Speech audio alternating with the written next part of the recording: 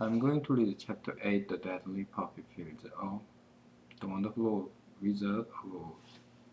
Before reading Chapter 8, I'll talk about Chapter 7.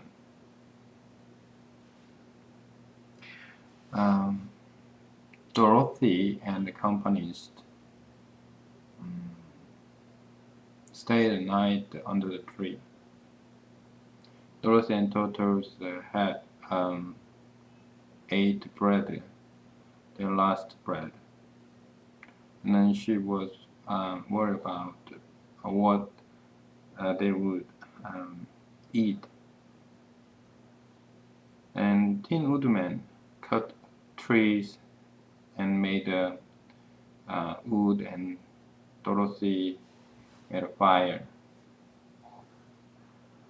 And then so Dorothy could sleep well.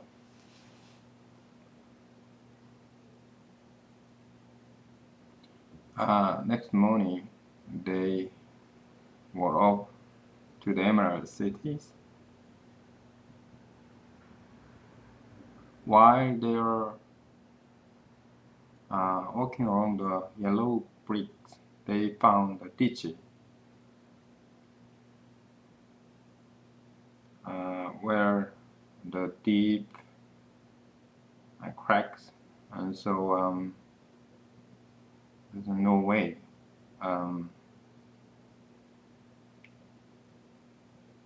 they couldn't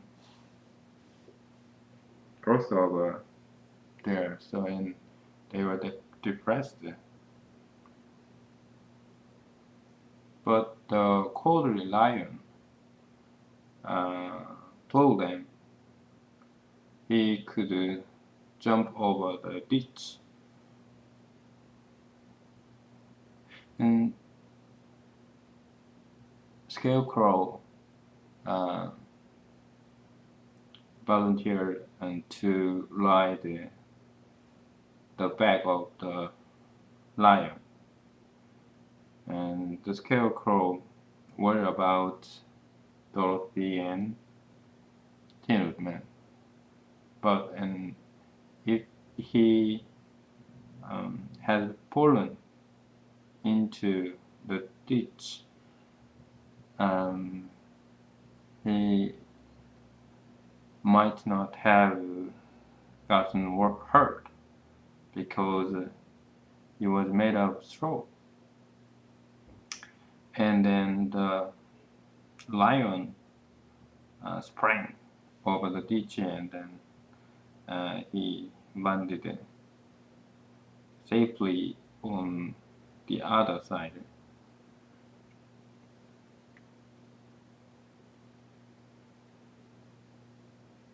And lion jumped back to the first place, and then Dorothy got on the back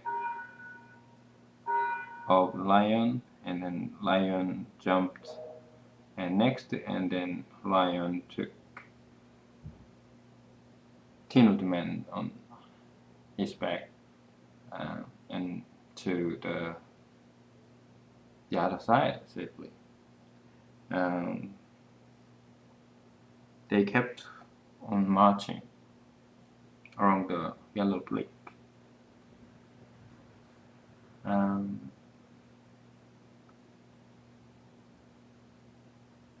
That was a story about Chapter 7. And remembering Chapter 7, I would like to help learners understand reviewing after reading is very important. Okay, here you go. I'm going to read it. By L. Frank Baum. Chapter. The Deadly Field. Our little party of travelers awakened the next morning, refreshed and full of hope. Dorothy breakfasted like a princess of peachy plums from crisp sad green. Behind them was a dark forest. They had passed safely through, although they had suffered many discouragements, but before them was a lovely sunny country that seemed to be beckon them on streamer city to be sure the broad rivers now cut them off from the river and but the left was nearly done and after Tin Woodman had cut a few more logs and fastened them together with wooden pins and they were let to start. Dorothy sat down in the middle of the raft and held to her and the cold lion stepped up from the left. He tipped badly, for he was big and heavy, and the scarecrow and Tin Woodman stood up in the other end to stay steady. And then they had long poles in their hands to push the raft through the water.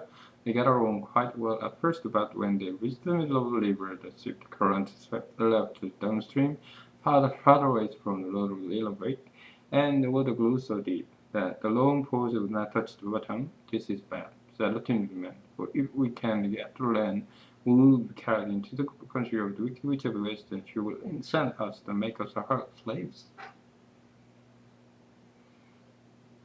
And then I should get no brains, said the scarecrow. And I should get no courage, said the cowardly lion.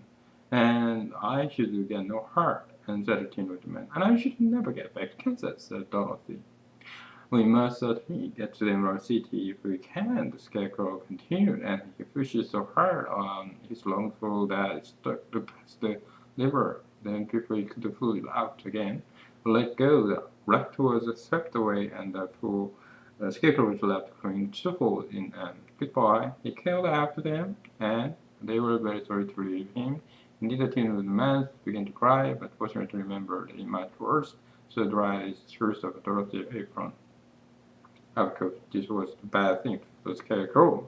I'm not worse off than when I first met Dorothy, so then I was stuck on a pole in a cornfield where I could make believe to scare the crow at any rate. But surely there is no use for a scarecrow stuck on a pole in the middle of a river.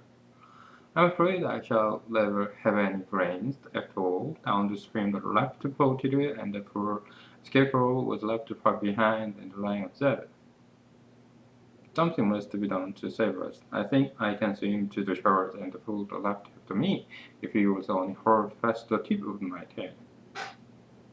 So he sprang into water, and the Tin Woodman caught fast hold of his tail, and the lion began to swim and drown. It was hard work, although he was so big, but by and by, and they were drawn out of the current, and Dorothy took the Tin Woodman's long pole, helped fish the out of the land. They worked all tired out when they reached the shore at last and stepped upon the pretty green grass, and they also knew that the stream that carried them around is the little yellow brick that led to the Emerald City. What shall we do now? Asked the Tin Woodman as the lions lay down on the grass to let the sun by him. We must get back to the road in some way, said Dorothy. The best friends will be to walk along the river bank until we come to the road again, remarked the lion.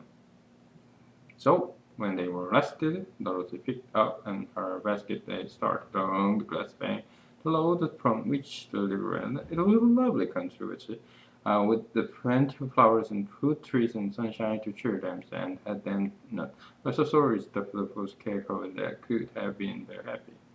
They walked along as fast as they could. Dorothy wouldn't stop, and once or to pick a beautiful flower, and after a time the Tin Woodman cried out, "Look!" Then they all looked at the river and saw the scarecrow perched up on his paws in the middle of the water, looking very lonely, and said, "What can we do to save him?" asked Dorothy. The lion and the man both shook their heads, for they didn't know. So they sat down upon the bank and gazed wistfully at the scarecrows until Stork and Blue Eye, and upon seeing them, said to Felicity, "Who are you and where are you going?" asked the Stork. "I'm Dorothy," answered the girl, "and these are my friends, the Tin Woodman, the Cold Lion, and we are going to the Emerald City." "This isn't the law," said the Stork, as she twisted her long neck and looked sharply at the queer party. "I know it," returned Dorothy, "but we have lost the scarecrow and are wondering how we shall get him in." "Where is he?" asked Stork. "Over there in the river," answered the little girl. "If he wasn't so big and heavy, I would get him for you," remarked the Stork. "He doesn't have a bit," said Dorothy eagerly, "for he's stuffed with straw, and if you bring him back to us, and we shall then thank you ever and ever so much." "Well, I'll try," said the stork, "but if I find he's too heavy to carry, I shall have to drop him in the river again." So the big bird flew into the air and then over the water till she came to where the scarecrow was perched upon his thumb.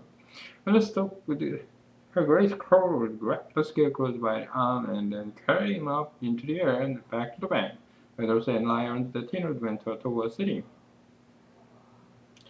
When the scarecrow found himself among his friends again, he was so happy that he hugged them all, and even the lion totters then as he took along the sang and totally drew in every step in the rest of the day. "I was afraid I should have to stay in the little forever," said it, "but the kind stork saved me, and if I ever get any brains, I'll find the stork again and do her some kindness in return." "That's all right," said the stork, who was flying along beside him. "I always like to help anyone in trouble. I must go now, for my baby starts waiting for me. I hope it's found and resting that all will happy. Thank you." Outside the door stand and kind stork flew into the air and was soon dead. They walked along listening to the singing to the brightly colored bird and looking at the lovely flowers which now became so thick and the ground was covered with them. There were big yellows and white and blue and purple blossoms beside a great cluster of scarlet poppies, which were so brilliant in color they almost dazzled Dorothy's eyes.